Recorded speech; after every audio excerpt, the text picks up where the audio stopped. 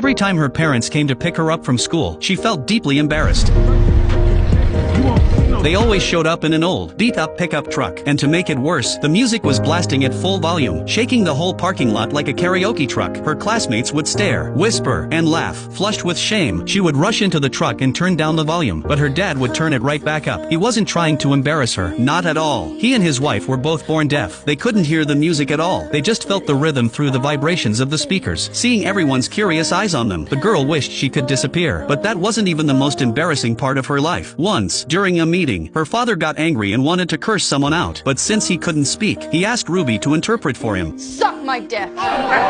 She wanted the floor to open and swallow her whole. It didn't stop there. When her dad went to see a doctor for a private male health issue, Ruby had to go along and translate every word. He described everything in detail, completely forgetting his teenage daughter was standing beside him. Ruby finally interrupted, telling the doctor that he already understood the situation. The doctor then gently reminded her parents to pay more attention to personal hygiene. Ruby's parents and brother were all deaf. She was the only one born with hearing. To everyone else, it might have seemed like a blessing, but for Ruby, it was a burden, a heavy one. The family made their living by fishing. Every morning at 3 a.m., Ruby got up to help her parents on the boat. She wasn't there just for company. She was the only one who could use the radio. The only reason their boat was allowed to leave the dock. They couldn't fish without her. They couldn't sell the catch without her either. Ruby was the bridge that kept their whole world connected. At such a young age, she carried responsibilities no teenager should have to bear. By the time the boat came back, she was exhausted physically and mentally. She barely had time for breakfast before rushing to school. Life was hard and tiring, but Ruby never complained. Even when her classmates made fun of her, she stayed silent. She had already grown used to it. Deep down, though, she felt small. She had a crush on a boy named Miles, but she never had the courage to tell him. When the time came to choose elective classes, Ruby saw that Miles had joined the choir, so she secretly signed up too, hoping to spend more time with him, to test everyone's voice. The teacher asked each student to sing one line from Happy Birthday. One by one, they sang with confidence and skill. Ruby watched as everyone seemed more talented than her, and her nerves tightened. When it was finally her turn, she froze. Her chest felt tight. She couldn't even open her mouth. In the end, she ran out of the room to protect herself. Alone, she could finally breathe again, and quietly, she began to sing.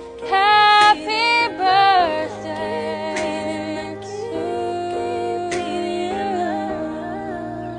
Her voice was soft, uncertain, but real. She truly loved to sing. It was only her insecurity that kept her from showing it. The next day, she found her teacher and apologized for walking out. The teacher didn't blame her. After learning more about Ruby's background, he told her the story of Bob Dylan, hoping to inspire her. He wanted Ruby to find her courage and express her own voice. His words lit a spark in her. He also began to take a special interest in this quiet girl. At the next choir class, the teacher suddenly called Ruby to sing in front of everyone, but under all those eyes, she still couldn't open up. So the teacher taught her some breathing and vocal exercises to relax. Still,